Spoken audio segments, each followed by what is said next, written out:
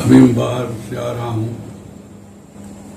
वहाँ कुछ लोग बैठे हुए थे और मुझसे पूछ रहे थे, गुरु जी साहित्य के क्षेत्र में आप लोग लगे रहते हैं, साहित्य को कोई पूछ तो रहा नहीं है, साहित्य लोग पढ़ते नहीं हैं, साहित्य के विमर्शों में लोग आते नहीं हैं,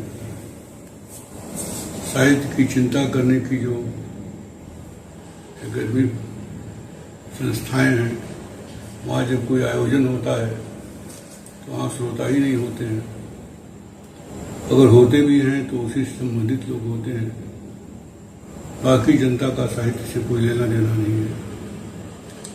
ऐसे भी धीरे धीरे मोबाइल सबके हाथ में है और जितना मोबाइल में साहित्य आता है, हास्य की कविताएं आती हैं, चुटकुले आते हैं, समाचार आते हैं या कुछ सामग्री कभी कभी आती है, पोस्ट लिखे जाते हैं, लोगों ने मान लिया है कि वही साहित्य है। कोई मोटे मोटे ग्रंथ नहीं पढ़ता है, कोई क्लासिक नहीं पढ़ रहा है। जो लोग पढ़ रहे हैं वे लोग पढ़ रहे हैं जिन्हें क्लासिक की दुनिया में पढ़ने से ही उनका करियर बनता है या उन्हें विश्वविद्यालयों में सेवा मिलती है या बड़े संस्थानों की सदस्यता मिलती है। जिनके काम का नहीं है वो जनता उसको नहीं पढ़ती है, वो केवल चुटकुलों से काम चलाती है। वो हास्य व्यंग की छोटी मोटी जो रचनाएं हैं उनसे काम चलाती है। जो टुकड़े आते हैं मोबाइल पर उनसे काम चला लेती है। वो मोबाइल देख कर रात को 12 बजे सो जाती है, फिर सवेरे से फेसबुक चलाती है, फिर यूट्यूब देखती है। जितना परोसा जाता है उसमें उतना ही उसी से उसका संपर्क है। न तो कोई वाल्मीकि पढ़ रहा है, न कालिदास कोई पढ़ रहा है, न कोई चेखव पढ़ रहा है, न कोई दास्तावस्ती पढ़ रहा है, न कोई शली, मिल्टन, शेक्सपियर को पढ़ रहा है। दुनिया एक ऐसे मोड़ पर जा रही है, खास तौर के नौजवानों की दुनिया जो तकनीक से भाषा का काम ले रही है और केवल फॉरवर्ड करती है। कुछ पुरानी चीजें हैं उन्हीं को लोग फॉरवर्ड करते रहते हैं, कुछ नई बातें शुरू करते हैं लोग, लेकिन सस्ते किस्म के। इस तरह साहित्य एक तरह से कुछ किनारे कर दिया गया, हाशिए पर चला गया है। ऐसा नहीं साहित्यकार लिख नहीं रहे हैं, सारी दुनिया में किताबें लिखी जा रही हैं, सम्मानित भी हो रही हैं, सीमित पाठक भी हैं, पर वे ही लोग पाठक में जिनकी कोई दिलचस्पी है या खुद लिखते या लिखना चाहते हैं, नहीं उतना अच्छा लिख पाते हैं, तो अच्छा लिखा हुआ जो उसे पढ़ करके प्रेरणा प्राप्त करते हैं, जिनका संबंध है साहित्य के संसार से, वही लोग ज्यादा पढ़ रहे हैं, उन्हीं के बीच चर्चा होती है। आम आदमी साहित्य को विशेषकर, पहले भी आम आदमी नहीं पढ़ता था, लेकिन फिर भी वृद्ध लोग जो थे वो अपनी पुस्तकालय में, निजी पुस्तकालयों में अच्छे लोग किताबें रखते थे, प्रेरणा प्राप्त करते थे। वो स्थिति धीरे धीरे समाप्त हुई। ऐसा क्यों हो रहा है? एक तो बात यह है कि अभी हमारा देश थोड़ा दरिद्र देश है और यहाँ के लोगों के मन में अभी जो भोजन है, वस्त्र है, एसी है, कार है, जो भौतिक लालसाएं हैं उनकी पूरी नहीं हुई है। और जाहिर है कि दुनिया में बहुत से देशों की आर्थिक स्थिति बहुत अच्छी है, उनकी लालसाएं ज्यादातर लोगों की पूरी हैं, इसलिए वो और जो अभी भी उनको समृद्धि के बाद भी जो बेचैनी है, वो बेचैनी समाप्त करने के लिए वो साहित्य और संगीत और कलाओं में जाते हैं। पर यहाँ अभी वही स्थिति पैदा नहीं हुई है व्यापक रूप से। सारा संपूर्ण समाज करीब करीब उसका बहुमत इस स्थिति में आ गया हो कि उसके भोजन, वस्त्र, सुविधाओं का, दवाई, सबका इंतजाम हो गया हो, इसलिए अभी उसी की खोज में है वो। और जैसे तात्कालिक जो भूखा व्यक्ति होता है वो पहले भोजन की तरफ ध्यान देता है, फिर वो शयन, और फिर उसके आगे भी उसके सब कुछ पूर्ण होता है, वो संगीत कलाओं में दिलचस्पी लेता है। हमारा देश जो है थोड़ा पिछड़ा हुआ है, इसलिए यहाँ के लोगों के भीतर से वो साहित्य और संस्कृति और कला के प्रति थोड़ा समर्पण कम हो रहा है।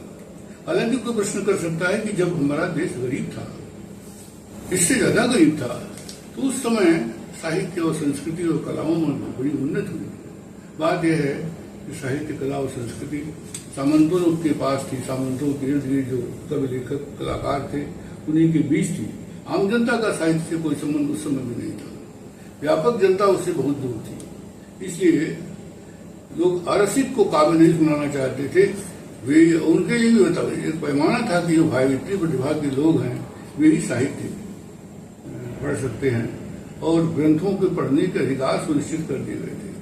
जैसे बहुसंख्यक वर्ग को वेदों से दूर रखा गया था, उपनिषदों से दूर रखा, बल्कि उनकी पहुंच से परे थे कि उन्हें अब प्राकृत बोलना अपभ्रंश की दुनिया वाला माना जाता था, उन्हें साधारण माना जाता था। उनके भीतर कला संस्कृति का कुछ खास नहीं था। वो था भी तो छोटे मोटे गवार, नृत्य वगैरह जो स्थानीय होते हैं, कोई बड़ी बात उनके भीतर नहीं थी, एक दूरी थी।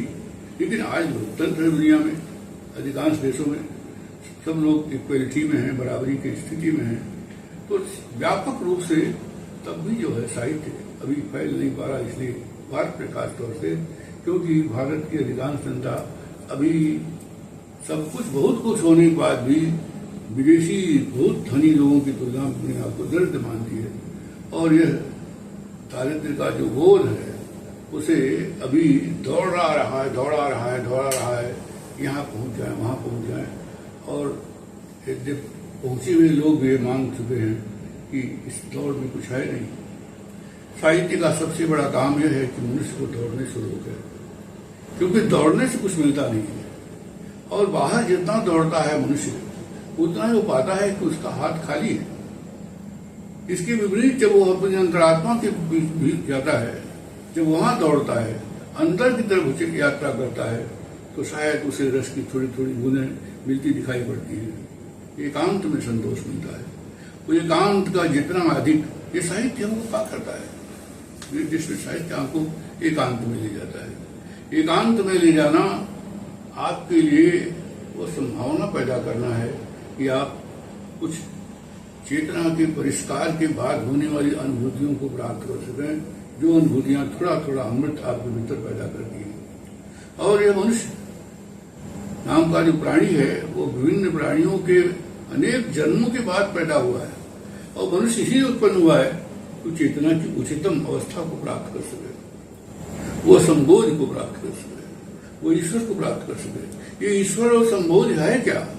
वह चेतना के परिष्कार का आखिरी तत्व है, आखिरी ऊंचाई है, जहां जाने के बाद कुछ पाने की, दौड़ने की, कुछ दौड़कर बाहर से लाने की स्थिति समाप्त हो जाती है, और वह आत्मा आनंद में वह चला जाता है। क्योंकि आनंद जो है वह सुख दुख से परे है। सुख को लोग आनंद मान लेते हैं, सुख आनंद नहीं, क्योंकि सुख और दुख दोनों एक ही सिक्के के दो पहलू हैं। अगर सुख है तो दुख होगा, क्योंकि सुख कम हो जाएगा, दुख बढ़ जाएगा। इस नाते सुख दुख से परे एक आनंद की परिकल्पना की गई है।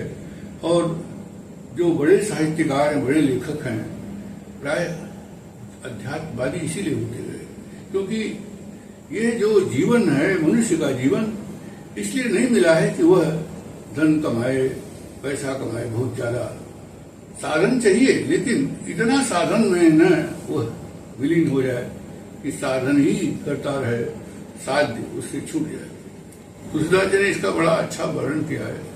कहा है कि दासत ही गई बीत निशा, कबूत नाथ नैन भर सोयो। भक्त थे, उन्होंने कहा कि हे राम, तुम्हारे पास आने की कहाँ फुर्सत मिली हमको? हम तो रात भर उसी तरह जैसे उस आदमी की तरह हम थे जो रात भर खाली बिस्तर बिछाता रह गया, वो सो नहीं सका। ये बात जरा व्यापक रूप से देखिए तो अधिकांश लोगों की जिंदगी में है कि वो जिंदगी भर केवल साधन इकट्ठा करते रहते हैं, और उनमें बिना कुछ पाए खाली हाथ भर जाते हैं, समाप्त हो जाते हैं। एक जीवन का समाप्त हो जाता है, फिर जन्म लेंगे, फिर मनुष्य के रूप में, फिर दौड़ेंगे, कदाचित उनकी यात्रा जो है समाप्त नहीं होती है। इसीलिए गीता में भगवान कृष्ण जो है अर्जुन से कहते हैं कि हे अर्जुन, भूमि में व्यतीतांतम तो चाहते, हमने और तुमने बहुत सा जीवन जिया है, बहुत पहले भी हम हो चुके हैं, मैं उसको जानता हूं, तुम उसको नहीं जानते हो। तो तुम्हारा इसी तरह से मनुष्य जो है वो बहुत सारे जन्म बिता चुका है, पहले भी वह सुखविद बनता में रहा, पहले भी वो पैसा खोजता रहा, पहले भी कंचन कामनी फिर, पहले भी स्वर्ग खोजता रहा, पहले भी वह पद प्रतिष्ठा खोजता रहा है, फिर बीच ही में समाप्त हो गया, फिर जन्म लेता है वो। ये यात्रा कभी बंद नहीं होती। साहित्य ये सिखाता है कि देखो, साहित्य बड़े साहित्यकार ये सिखाते हैं कि तुम यथार्थ को समझो, यथार्थ के पीछे जो यथार्थ है उसको भी समझो, और उसके भी पीछे जो यथार्थ है, जो सार्थकता उसकी खोज करो। जैसे ही सार्थकता की दुनिया में हो जाएगा उसे भीतर लौटना पड़ता है। इसीलिए अग्गे की एक संग्रह का नाम है पहले मैं सन्नाटा बोलता हूँ। क्या मतलब इसका है? वो कहना क्या चाहते हैं? कहना चाहते हैं कि दुनिया के जितने शब्द हैं, जितने अर्थ हैं, जो भी वैभव है, उस वैभव को हटा करके एक बार उस चुप्पी को मैं वर्णन करता हूँ, जिस चुप्पी में फिर अपने आप को पाने की कोशिश करता हूँ। और जब तक खुद को न पाया जाए तब तक दूसरे को आईना दिखाना कठिन है। साहित्य लिखने वाला पहले अपने भीतर उस ऊंचे बिंदु को प्राप्त करता है। बड़ा साहित्य ऐसे तो केवल मनोरंजन के लिए लिखना, कुछ पैसा कमाने लिखना वो और बात है, लेकिन गहरा क्लासिक साहित्य लिखने वाला जो साहित्यकार है वो पहले मौन में जाता है। उन तमाम शब्दों को जो उसके इर्द गिर्द घूमते रहते हैं, जो सामान्य रूप से चलते रहते हैं, उन शब्दों के पीछे और भी गहरे और भी गहरे और भी गहरे वो डूब करके चेतना की वो स्थिति प्राप्त करता है, जिस चेतना के प्रकाश में उसे जो शब्द उसके पीछे भीतर आते हैं, इसी को कहते हैं ऋषियों का साक्षात्कार। वेदों को अपौरुषेय माना इसी अर्थ में गया है कि वैदिक ऋषियों ने गहरे मौन में उन शब्दों का आविष्कार किया, उन ऋचाओं का आविष्कार किया। तो श्रेष्ठ रचना करने के लिए थोड़ा अपने भीतर लौटना पड़ता है। आज समाज सोचता है कि साहित्यकार शायद उसके लिए रोटी की व्यवस्था करे, गेहूं की व्यवस्था करे, दाल की व्यवस्था करे, उसके लड़के की नौकरी दे रहे। साहित्य का काम यह नहीं है, और साहित्य से आशा भी नहीं करनी चाहिए। साहित्य सामान्य चीजें नहीं देता है, उन सामान्य चीजों को पाने के बाद जीने की वह तरकीब देता है, वह चेतना देता है जिससे थोड़े में भी बहुत बड़ा स्वाद मिलता है। वह एक ऐसी भाषा देता है जो भाषा आपको थोड़ा ऊंचा कर देती है। वह प्रतिभा, वह चेतना की अवस्था देता है जिस चेतना की अवस्था में गहरी चीजें आपको दिखाई पड़ जाओ, आपकी संवेदनशीलता में धार पैदा हो, आपके भीतर चेतना का परिष्कार हो, आप जो उबड़ खाबड़ हैं अपनी भाषा में, अपनी जिंदगी की शैली में, वो उबड़ खाबड़पन समाप्त हो सके। इसीलिए सौंदर्य, दुनिया तो सत्य है, लेकिन सत्य में सौंदर्य लाना पड़ता है, तब जाकर शिवत्ति की प्राप्ति होती है। साहित्यकार का काम है, रचनाकार का काम है कि वह व्यक्ति को केवल जीने की बात नहीं देता है, वो जीने को और अधिक सुंदर बनाने की कला प्रदान करता है। आपके भीतर वो परिष्कार पैदा करता है जो जिंदगी को बेहतर ढंग से आप जी सको।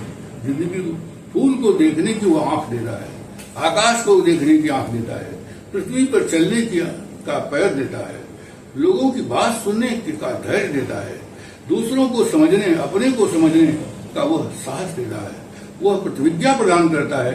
इस प्रतिविज्ञा के प्रकाश में आप अपना सत्य जानते हैं। और ध्यान रखिए, कमाया हुआ सत्य कमाता है। किसी से सुन करके सत्य मान लेना वह सत्य आपके काम का नहीं है। किसी के प्रेम को पाना वो आपका प्रेम नहीं होगा। किसी के दिए, यहाँ तक कि किसी के मुफ्त में दिए हुए धन से भी आपको धन का जो सुख है वो नहीं प्राप्त हो सकता है। सत्य को कमाना पड़ता है, प्रेम को कमाना पड़ता है, धन को कमाना पड़ता है, और चेतना जिस परमात्मा, जो माँ बाप ने आपको दिया है, पैदा किया है, ईश्वर ने पैदा किया है, उस चेतना को भी धार पैदा करनी पड़ती है। तब जाकर के प्रकृति का आनंद मिलता है, जीवन का आनंद मिलता है, यहाँ तक कि ईश्वर का भी आनंद मिलता है। कोई आपको थमा देता है जो ईश्वर, वो ईश्वर आपका ईश्वर नहीं है। कोई थमा देता है स्वर्ग नरक, वो आपका स्वर्ग नरक नहीं है। कोई बता देता है इस तरह से चलो, वो आपका रास्ता नहीं है। रास्ता तो वह है जिस रास्ते की खोज आप करते हैं, इस पगडंडी को स्वयं बनाते हैं। आप पगडंडियों पर चलते हुए नए रास्तों की जब खोज करते हैं, तभी आपकी जिंदगी की सार्थकता होती है। दूसरे के बनाए हुए रास्ते में जब कोई नया रास्ता पैदा करते हैं, उसके आयाम पैदा करते हैं, तो आपको रचना का सुख मिलता है। ये नए आयाम की रचना करना एक बेहतर आदमी का लक्षण है। और ये बेहतर आदमी सुंदर दुनिया बनाने की लंबी यात्रा का नाम साहित्य है। और साहित्य से ये आशा करना, इसलिए बहुत से लोग ये सोचते हैं कि क्या फायदा। विराग का एक शेर है, वो कहते हैं कि इश्क से क्या फायदा। कोई पूछे उनसे कि फायदे से क्या फायदा, क्या फायदा तुम पा गए, तुमने 1 करोड़ रुपया कमा लिया, तो क्या हुआ 1 करोड़ रुपया तुमने कमा लिया। बहुत लोग कमाते हैं, कोई 10 करोड़ कमाता है, कोई 1 अरब कमाता है, एक से एक लोग हैं कमाते। और उन कमाने वाले लोगों से कोई पूछे कि क्या उनको जिंदगी की सार्थकता मिल रही, क्या उस आनंद का उन्होंने अनुभव कर लिया जो अनुभव पाने के बाद कुछ अनुभव पाना शेष नहीं रह जाता है।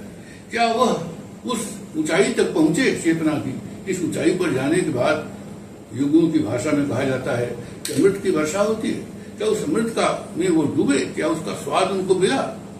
वो कहेंगे नहीं। इसका मतलब है कि धन में सुख नहीं है।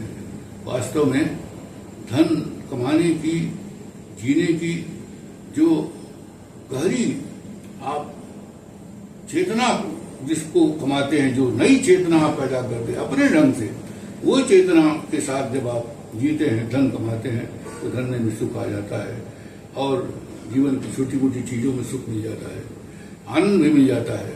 जरा सी बात आपको बहुत आनंद दे देती है। एक सवेरे का खिला हुआ फूल देख करके आप परमात्मा तक का अनुभव कर सकते हैं। अगर रचनाकारों के साहित्य को पढ़ते हैं तो धीरे धीरे अपनी चेतना को परिष्कृत करते हैं। वो आंख आपको मिल जाती है, जो आंख आपकी है वो आंख पर्याप्त नहीं है। ये तीसरा नेत्र और कुछ नहीं है। तीसरा नेत्र वही है कि आपको जो 2 आंखें मिली उसके अलावा एक और आंख देना, ये आंख देने का काम साहित्य करता है। वो नई आंख, एक दिव्य दृष्टि जिसे कहते हैं, वो जैसे वो एक मिथक है वो कि संजय को श्री कृष्ण दिव्य दृष्टि उसको दिखाई पड़ रहा था। वो उस मिथक को समझिए कि ये जो कृष्ण जो है वो एक ऊंचे व्यक्ति हैं, बड़े रचनाकार, बड़े व्यक्ति हैं, ऋषि हैं। वो संजय को दिव्य दृष्टि, महान साहित्यकार भी समाज को एक दिव्य दृष्टि देता है। इस दिव्य दृष्टि जब वो देखता है उसे समझ में आता है।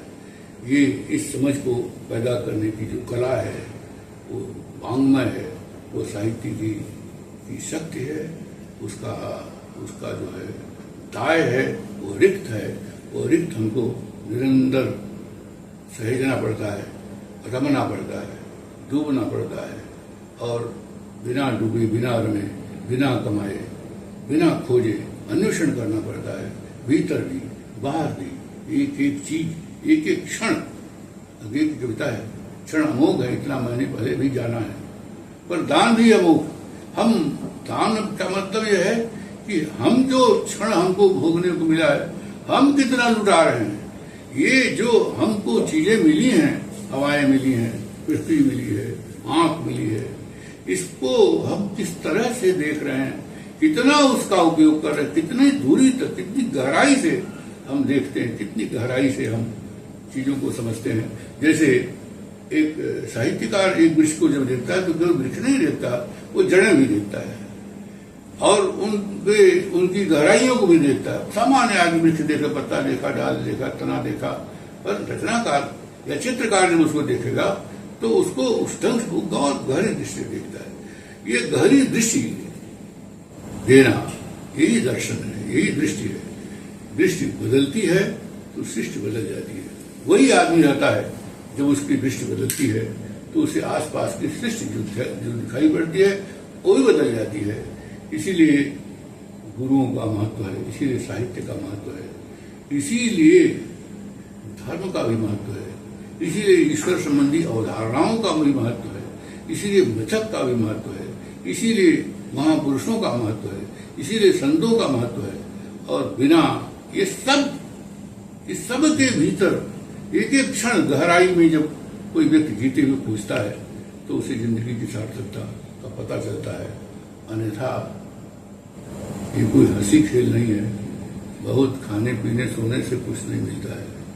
वो जायसी की एक लाइन है कि हंसी हंसी कंत न पाया, दिन पाया दिन रो। रोने का मतलब है कमाना पड़ता है, चलना पड़ता है, स्वयं चलना पड़ता है, दूसरे दूसरे के बताए रास्ते से नहीं, दूसरे के बताए रास्ते पर चलते हुए अपना रास्ता खुद उसमें एक नया आयाम पैदा करना पड़ता है।